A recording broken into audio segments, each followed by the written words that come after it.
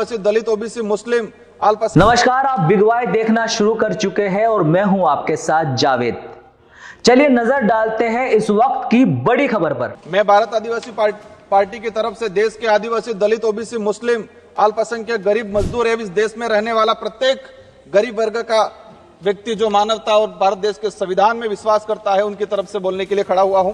आज देश का पढ़ा लिखा, डिग्रीधारी, शिक्षित, बेरोजगार युवा 200-300 रुपए में दिहाड़ी मजदूरी करने के लिए मजबूर हो रहा है, और जो दूसरी तरफ जो विदेश में जा रहे हैं, जो रोजगार के लिए वो दोबारा पैरों में, हाथों में बेड़ियां लेकर वापस लौट रहे हैं। ये हमारा देश की स्थिति है, पढ़े लिखे विशेषकर बेरोजगारों की। आदिवासी समुदाय ने जितना प्राकृतिक आपदा का कहर नहीं झेला है, उससे ज्यादा हजारों सालों से शोषण, अत्याचार, विस्थापन जैसे मानव निर्मित आपदाओं के कहर से जूझा है।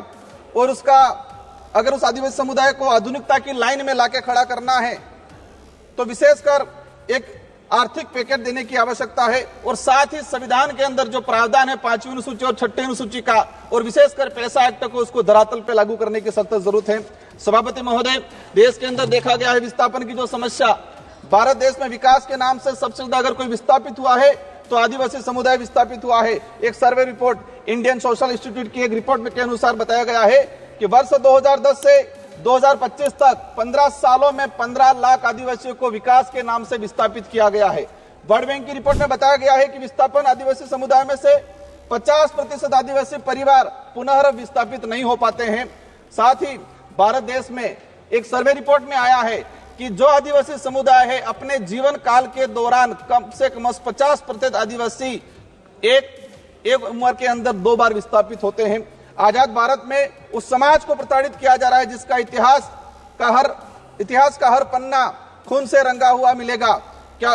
क्योंकि आदिवासी जल जंगल जमीन की लड़ाई के लिए, देश की रक्षा के लिए मुगलों से, राजा रजवाड़ों से और अंग्रेजों से लड़ता आया, कभी झुका नहीं। लेकिन आज उनकी हालत बेहद बेहतर है। पिछले 10 सालों में भाजपा सरकार द्वारा धर्म की आड़ में कलम कागज के हथियारों से आदिवासियों के अधिकार, जल जंगल जमीन को हड़प कर आदिवासियों की मानसिक, आर्थिक, बौद्धिक हत्या करने का काम किया गया है। सभापति महोदय, आज बजट में सशक्त भारत बनाने की बात चल रही है। बनना चाहिए, हम भी चाहते हैं, हमारा देश से मजबूत बनना चाहिए, विश्व शक्ति बनना चाहिए। लेकिन स्थिति क्या है? हमारे देश का जो भविष्य कुपोषण की बेड़ियों में जकड़ा हुआ है। NFS 5 की रिपोर्ट बताती है कि आदिवासी बच्चों में 55% आदिवासी कुपोषित, और उसमें भी 42% बच्चे गंभीर एनीमिया से पीड़ित है। और आज देखा गया इस बजट के अंदर कि कुपोषण को दूर करने के लिए कोई बजट का प्रावधान नहीं किया गया है। बेटी बचाओ बेटी पढ़ाओ का नारा लगा रहे हैं, बट हमारे देश की महिलाओं के लिए हम भी चाहते हैं कि मजबूत बने, सशक्त बने। लेकिन हकीकत क्या है? देश के अंदर देखा गया है कि आदिवासी समुदाय में विशेषकर हर तीसरी महिला कुपोषण का शिकार है और हर दूसरी महिला एनीमिया का शिकार है। आदिवासी बच्चों में शिशु मृत्यु दर राष्ट्रीय औसत से 30% अधिक है। 5 वर्षों से कम उम्र के आदिवासी बच्चों की मृत्यु का अनुपात राष्ट्रीय औसत से 61% अधिक है। माननीय सभापति महोदय, बाकी जो रहा, जो जीवन काल के अंदर देखा गया है, कभी माओवादियों के नाम से, कभी नक्सलवादियों के नाम से मारा जाता है। एट्रोसिटी में कई आदिवासियों को मारा गया। NSRC की एक रिपोर्ट बताती है कि वर्ष 2020 से 2025 मात्र 5 साल के अंदर 400 आदिवासी पुलिस मुठभेड़ में मारे गए हैं। आज मणिपुर का हत्याकांड, मणिपुर में देख लो, कई आदिवासियों को मारा गया है। छत्तीसगढ़, झारखंड का आम आदिवासी कभी उधर नक्सलवाद, माओवादी की गोलियों के से कहीं के निशाने पे है, उधर पुलिस की गोलियों पे निशाने है। बीच में आम व्यक्ति जो है वो आज उसके साथ अत्याचार हो रहा है।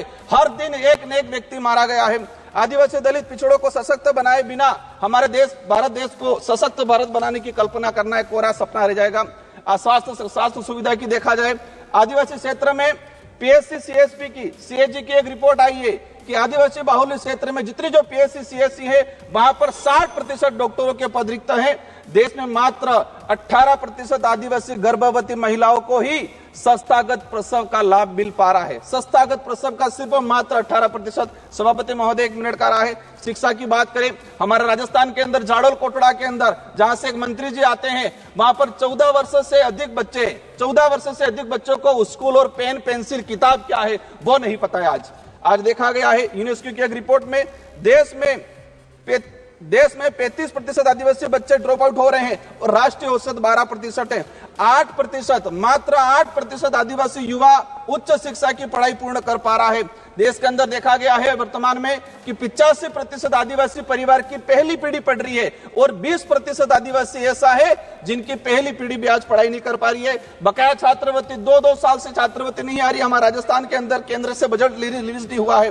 राष्ट्रीय विदेश छात्रवृत्ति योजना शुरू की 2013 के अंदर 20 बच्चे जा रहे थे आदिवासी समुदाय के, मैडम 1 मिनट का रहा है, और आज भी 20 बच्चे जा रहे। 2013 में हमारे देश से विदेश में 1,90,000 बच्चे पढ़ने जा रहे थे। आज 2024 के अंदर 13 लाख जा रहे हैं, लेकिन आदिवासियों के लिए वो 20 सीटें हैं, वही 20 सीटें आज तक वो बढ़ाई नहीं गई है। लास्ट में अंतिम में कहना चाहूंगा, नरेगा के अंदर इस बार देखा गया बजट कोई नहीं बढ़ा गया है। नरेगा की मजदूरी 200 रुपए मिल रही है, उसको 600 रुपए तक किया जाए और 100 दिन का जो रोजगार है वो 200 दिन तक किया जाए। साथ ही आंगनवाड़ी कार्यकर्ता से हर प्रकार की सर्वे करा जाते हैं, सेंट्रल गवर्नमेंट इसको हैंडओवर करे और आंगनवाड़ी कार्यकर्ता सहायिका को एक राजकीय कर्मचारी का दर्जा दिया जाए और उसको नियमित करके भुगतान किया जाए। जल जीवन मिशन की बात हो रही थी, लेकिन ट्राइबल इलाके के अंदर 27% टारगेट अभी तक पूरा हुआ है, वो भी सैंक्शन, धरातल पे पानी नहीं पहुंचा है। अंत में कहना चाहूंगा, एकलव्य मॉडल की बात चल रही थी। हम चाहेंगे, अभी घोषणा के स्वागत करते हैं इस बात का, लेकिन उसको धरातल पे इंप्लीमेंट बहुत जल्दी होना चाहिए। किसानों की बात है, देखा गया किसानों पे गोलियां बरसाई जा रही है। किसान क्या डिमांड कर रहा है? एमएसपी की डिमांड कर रहा है। किसान चाहता है जो खेत में जिस मेहनत से उसने कमाया है सभा की कार्यवाही मंगलवार दिनांक 11 फरवरी 2025 को प्रातः 11 बजे तक के लिए स्थगित की जाती है। फिलहाल के लिए इस बड़ी खबर में सिर्फ इतना ही। ऐसी खबरों के लिए आप देखते रहिए बिग वाई। नमस्कार।